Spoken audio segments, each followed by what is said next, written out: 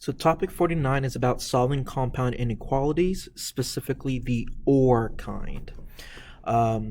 Now, solving compound inequalities, specifically the OR kind, is just like solving regular inequalities. So if you do not know how to solve regular inequalities, go ahead and give topic 48 some extra practice. But assuming we are okay with solving regular linear inequalities, you already have the skill sets. The only thing that's different in this topic is you have two problems in one. What do I mean by this? Well, let's take a look at an example. Suppose I ask you to solve negative 5a minus 9 is greater than negative 34, or 7 plus 6a is greater than or equal to 61. So this is an example of an OR compound inequality. It's just two inequalities joined together with the word OR. You basically treat this and this as two separate problems. Don't go in mixing steps. Just solve them one at a time, but you got to put them together as your final answer. So let's go ahead and solve the left inequality. So the first thing I want to do is get the letter a by itself. So I'll go ahead and add 9 to both sides. Give me negative 5a is greater than, what's that? It's negative 25. And then the last step is to divide out the negative 5. Please remember that whenever you multiply or divide by a negative number, you have to reverse the inequality. So notice this greater than symbol switched to a less than symbol because we divided by a negative. We solved the left inequality. So let's go ahead and solve the right inequality here.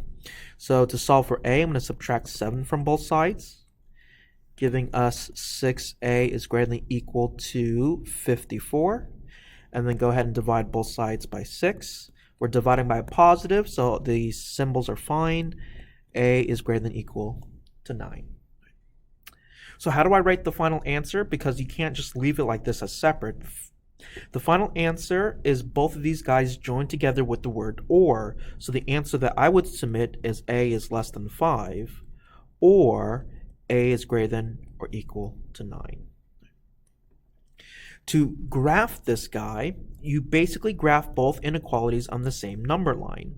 Now, I'm not going to be too nitpicky about drawing all the tick marks as long as the numbers are in the relative position to each other, but let's just graph them one at a time. So let's graph this portion and then this portion all on the same number line. So graphing A is less than 5, so let's say 5 is right here.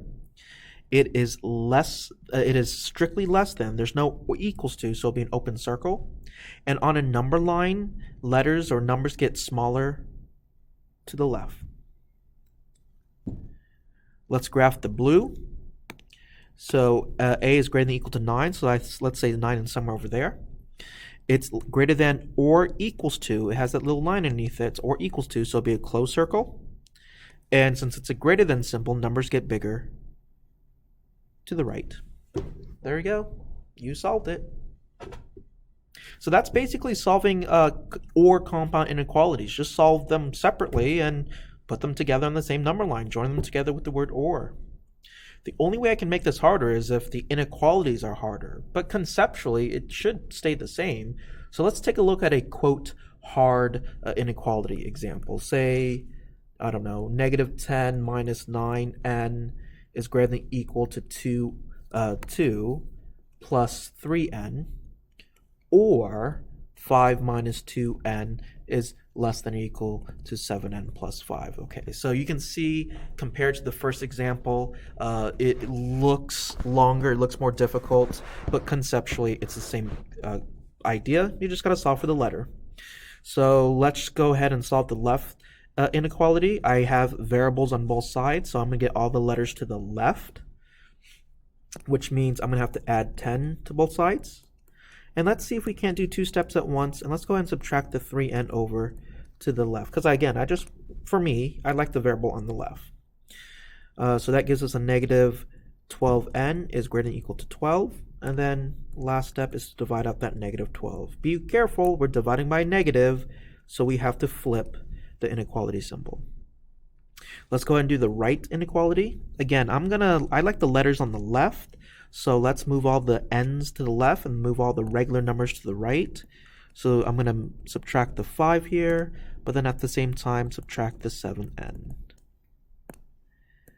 This gives us a negative 9n is less than or equal to, well, on the right-hand side, everything cancels out, so that's a 0. That's nice for us. But then we still have to divide out the negative 9. Now, I know it seems silly. 0 divided by negative 9. It's still 0, right? Yes, nothing changes. Technically, we are still dividing by negative, so you must reverse the inequality symbol. So instead of a less than symbol, we're going to write a greater than symbol. So there is our solution. N is less than or equal to negative 1, or n is greater than or equal to 0. And again, if you wanted to graph this guy, you just put them all in the same number line. Here's negative 1. It's less than or equals to, so I fill it in, and less than is to the left. Here is 0. It's greater than or equals to, so I fill it in, and greater than is to the right. There is a special exception, however, to these questions. There are special cases. Let's take a look at this example here, which is why, honestly, if I were to redo these examples, I would probably graph first before I box my answer, and you'll see why here. Let's take a look at this example. 9x plus 8 is greater than 1 plus 9x, or negative 5 plus 5x is greater than or equal to 7x minus 5. So in this particular example, I think it's quite obvious. It's on the left side here. But if I were to solve this guy here, getting all of the letters on one side and then getting all the numbers on the other side, if we went to go ahead and subtracted 9x from both sides, and then subtracted 8 from both sides, here we have 0, because everything cancels out, is greater than negative 7. Oh no, all my variables cancel out. So I'm not going to even bother with this guy here because all my variables canceled out. Well, when your variables cancel out, you have to look at the statement that's left over. And when you look at the statement that's left over, is it true or false?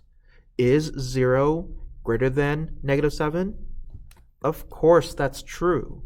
So the answer to this whole system isn't any inequality, it's actually all real numbers. So that's just a special case when you're solving OR compound inequalities. If you notice that one part of the OR inequality they all cancel out, you might have all real numbers or no solution depending on the statements. I don't think I'm going to give you anything like this, but just in case I decide to show it, more likely than not, you will probably be given an answer, or I'll make sure that your problem has an answer. So just make sure you know how to do these two examples, and if you think you can handle it, practice it on your own.